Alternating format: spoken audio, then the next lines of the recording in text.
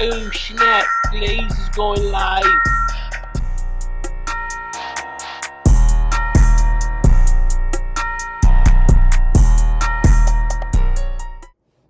Hey, good day, good day, good day, good day, good day, everybody. Thank you for joining me. Thank you for joining me. Just in case you're joining me for the very first time, I'm your host, the one they call Brian Glaze Gibbs, and this is my ministry. What I do is I talk about the good, I talk about the bad, I talk about the ugly. Folks, if you know anything about me right now, my stuff is more or less against right now is how do we combat that street, that gangsterism, that tough guy stuff that these kids picking up the brick, throwing at the prison wall for absolutely nothing. How do we stop them in their track from going left opposed to going right? Normally, I don't get into politics. I don't get caught up into any of that, you know? Why? Because once again, it is what it is. But even right now, in that landmark case, Roe versus Wade.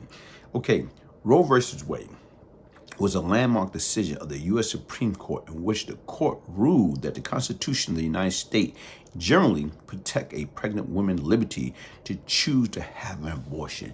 And you know what? Like I say, sit back and think about it right now. It's a woman body.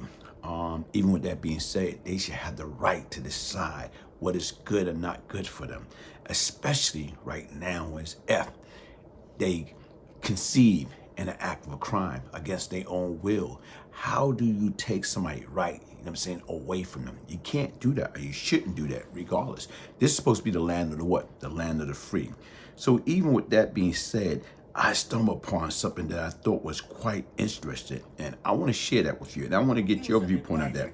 I want you to understand and see what you're talking about. Here we go. The destruction of Planned Parenthood offices, and you don't understand the wall that we're going to build on the southern border of the United States, you haven't read the book The Birth Dearth by Ben Wattenberg. Ben Wattenberg was a brilliant Jewish man who was a member of the American Enterprise Institute, and he wrote a book, the first paragraph of which says, "The main problem confronting the United States today is there aren't enough white babies being born in this country." He was an advisor to presidents of the United States. He wrote the book in 1987. He says if we don't change this and change it rapidly, white people will lose their numerical majority in this country, and this will no longer be a white man's land. Now, I'm not misrepresenting this. I'm telling you almost exactly what he says. He says there are three things we can do to solve this. Number one, we could pay women to have babies, as they have been doing in Western European nations for years. Then he says, and these are his words, not mine, unfortunately, we would have to pay women of all colors to have babies, so we don't want to do that. He says the second thing we could do is increase the number of legal immigrants that are allowed into this country every year. Then once again, he says, unfortunately, the vast majority of those wanting to come to this country today are people of color, so we don't want to do that. The third thing he says, and women had better pay attention to this, 60% of the fetuses that are aborted every year are white. If we could keep that 60% alive, that would solve our birth dearth. Does that sound like racism to you? Can you talk a little bit about the trauma associated with? The trauma associated with it? Yeah. One of the main traumas is it tells white people that they are superior because of the lack of melanin in their skin. And then they find out suddenly that we've got a black president. That's traumatic. That's where their trauma is. Living a lie, finding out the truth is traumatic.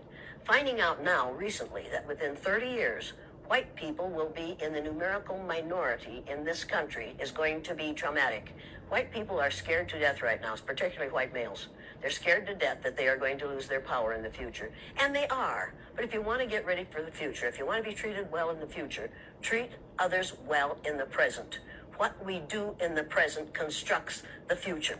If you don't understand the destruction of Planned Parenthood offices, and you don't understand the wall that we're going to build on the southern border of the United States, you haven't read the book. Hey, folks, check that out. And right now, if you check that out and you see exactly what is what, you know what? Like I said right now is, guess what? To me, as you sit back and you think about it, why all of a sudden? Why the change? Like I said right now, hit that like button, subscribe, share. As you can see, that is not my opinion. I'm just going by what was said. Hey, hit the like button, subscribe, share. Peace, love, and prosperity. One love. Yo, Glaze! I just got to my favorite part of your book. This is Out of Prison as a New Person. So, page 308, May of 1998. That's actually when I had the pleasure of meeting you, and we worked together on that 10:30 to 3 a.m. shift, which was crazy. my respect level just went up like 10 more notches for you.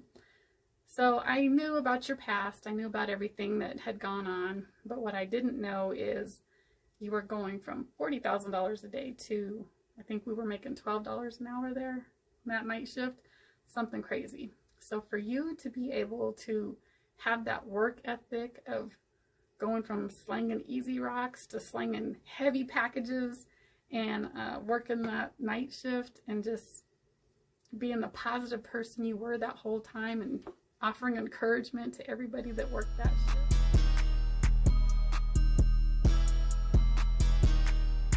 Oh, thank you so much, Brian Gibbs. I love this book so much. I mean, I was a fan of your YouTube channel, but now I'm like a real up close and personal fan. I really love what you have going on here. And not only that, but I too was once lost and now I'm found. So thank you, Brian, for this autographed copy. I appreciate you. Have you checked your tire pressure today? I don't have a flat.